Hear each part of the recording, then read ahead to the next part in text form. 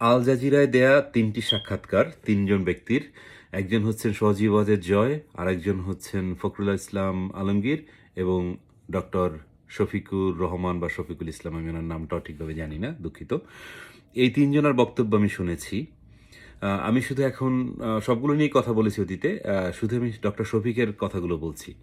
দেখেন, ডক্টর শফিক তিনি বলেছেন একদম স্পষ্ট করে, ওই বক্তৃতা যদি আপনারা অনুবাদ করে মানুষের কাছে প্রচার করেন, আমার ধারণা যারা বাংলাদেশকে বিন্দুমাত্র ধারণ করেন তারা একটা ভোটও তাদেরকে দেওয়া উচিত না।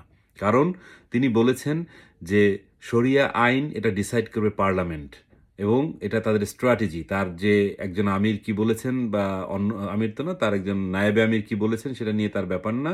তিনি বলেছেন যে তিনি কি বলছেন, তিনি বলছেন যে জাতীয় সংসদ সিদ্ধান্ত নেবেন যে আগামী দিনে বাংলাদেশে শরিয়া আইন হবে কিনা। হ্যাঁ, তারা ক্ষমতায় আসলে তো সেটা নেবেনই। নারীদের ক্ষেত্রে তিনি বলেছেন যে না, নারীরা সন্তান ও শয়তান, আমি সবসময় বলি ওনাদের মতো শয়তান পয়দা করেন এবং সেটাই হচ্ছে তাদের কাজ। আল্লাহ তাদেরকে তেমন করেই তৈরি করেছেন, তারা কখনো নেতৃত্বে আসতে পারবেন না।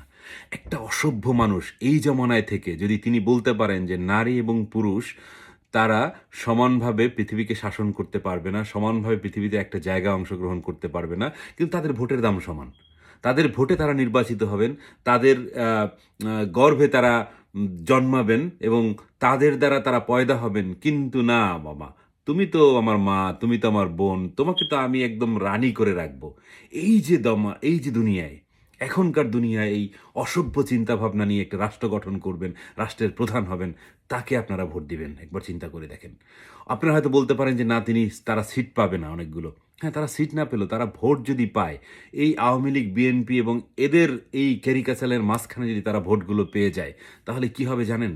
আগামী দিনে যে আপার কক্ষ হচ্ছে, সেই আপার কক্ষে তাদের প্রফেশনাল রিপ্রেজেন্টেশনটা হাই হয়ে যাবে এবং তারা সমস্ত প্রগতিশীল চিন্তাধারার বিলগুলোকে তারা থামিয়ে দেবেন। বাংলাদেশকে নিয়ে তারা চিন্তা করেন না, এই ব্যাপারটা আপনারা বোঝার চেষ্টা করেন। আমি অনেকবার বলেছি, দেখেন তাদের মধ্যে যে ধূর্ত, গুপ্ত এই সব বিষয়গুলো রয়েছে, এরা তারা একসময় বের করে আনবে। আজকে আপনাদের জন্য তারা ভালো বলেছে। আর নতুন প্রজন্ম যারা আপনারা বলেন যে আমরা বিএনপি দেখলাম, আওয়ামী লীগ দেখলাম, কিন্তু আমরা তো জামাত দেখতে পারি, আপনারা জামাত চেনেন না। যারা অতীতে জামাতকে দেখেছেন, শিবিরকে দেখেছেন, তাদের কাছে জিজ্ঞেস করুন 80-র দশকে, 90 দশকের জামাত শিবির। হ্যাঁ, কারণ জামাত শিবির ভালো সেজেছে এই কারণে, কারণ শেখ হাসিনা তাদের টুটি চেপে ধরেছিল। কারণ গত 15 থেকে 17 বছরে তারা দেখাতে পারে তাদের হিংস্রতা। কিন্তু আপনারা ভালো করে জানেন, এই হাতের রগ, পায়ের রগ থেকে শুরু করে কত রগ যে কাটা হবে, তাদেরকে চ্যালেঞ্জ করে একবার দেখুন, ক্ষমতা থেকে সরে ধরুন। ওই যে বলছিলেন না ডক্টর শফিক যে জিহ্বা টেনে ছিঁড়ে ফেলবেন, হ্যাঁ, ওনাদের সেই জিহ্বা টেনে ছিঁড়ে ফেলার মতো ক্ষমতা রয়েছে।